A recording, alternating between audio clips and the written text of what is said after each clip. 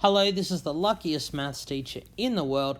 Thank you so much for tuning into this video in which we will look at an introduction to time series graphs.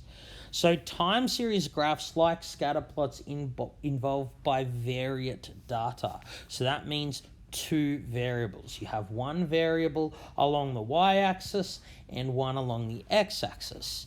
In time series, the variable along the x-axis is always some measure of time. Time series graphs are looking for trends. We're looking at how does this variable change over time. So always some measure of time along the x-axis.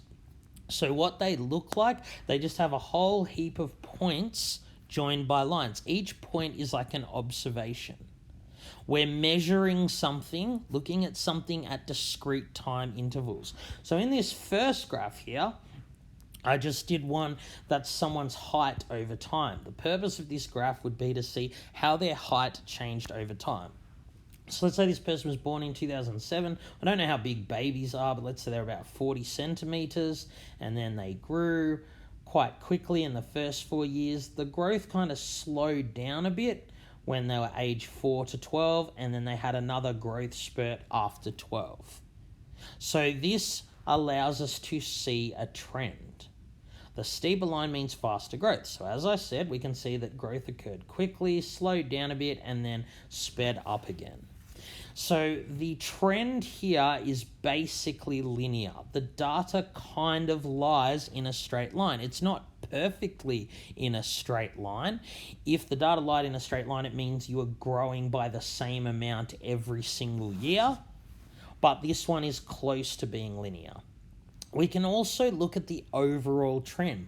What happened overall from start to the end? Well, this person grew quite a bit. There's a clear upward trend. Clearly, this person's height is increasing. It has increased over this time period. So even though growth, might have sped up and slowed down, overall, this person's height is going up all the time. It's only ever increasing, which you'd expect for a kid. You wouldn't expect their growth to go backwards or whatever. So let's look at this time series graph. So this is one where, let's say, somebody trained their sprinting. So they wanted to get faster for their 100-meter sprint. So this is the time it takes them to run 100 meters, and this is our independent time. This is weeks of training. Here we've actually got a measure of time on both axes, which is perfectly fine. But the x-axis always has to have something involving time. So what this is saying here is the person started and, they could run 100 meters in, 16 seconds or whatever. So after 1 week of training, their time is coming down. So they're making a lot of progress here. They're decreasing their time quite quickly. Progress slowed down a bit here. They didn't decrease the time to run 100 meters so much from the second to the third week of training.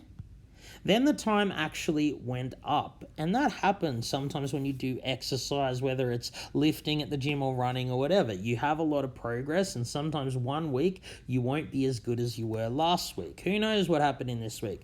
Person could have had lots of homework and couldn't train as much or whatever.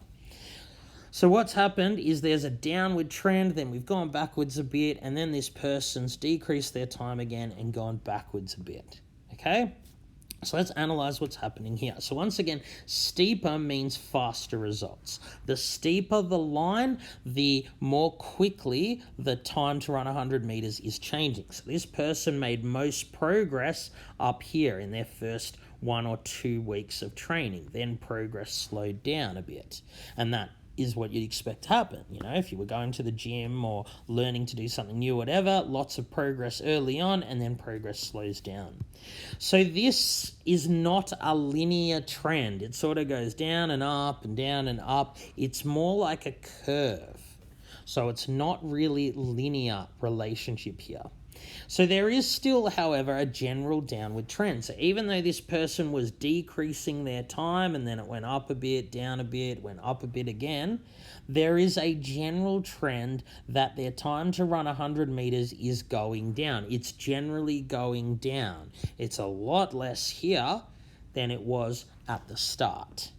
So that's just a general trend. That doesn't mean that it's going down every single week of training. It means it's generally decreasing over the whole 7 weeks. So just a point here, this little squiggle on the axis, our axes don't need to start at 0. For the 100-meter sprint time, we don't need to start at 0, 1, 2, because of course this person's never going to be able to run 100 meters in 0 seconds. All right, let's now look at constructing our own time series graph. So here we have some data about temperature. So we've got different time intervals and an observation, this time being temperatures. This might represent a day in like April here in Canberra. So when you have to draw your own time series graph, the time always needs to go on the x-axis. It's the independent variable. The temperature depends on what time of day it is. The time of day it is doesn't depend on the temperature. So we've got our time, which is 3 a.m., 6 a.m. along the x-axis, and our temperature along the y-axis. So we have to do some sort of scale here. So I did hours after 12 a.m. So 3 would be 3 o'clock, 6 a.m., 9 a.m., 12 p.m., 3 p.m., 6 p.m. It would have been fine if you wrote 3 a.m., 6 a.m., and so on. Okay, so let's plot some points.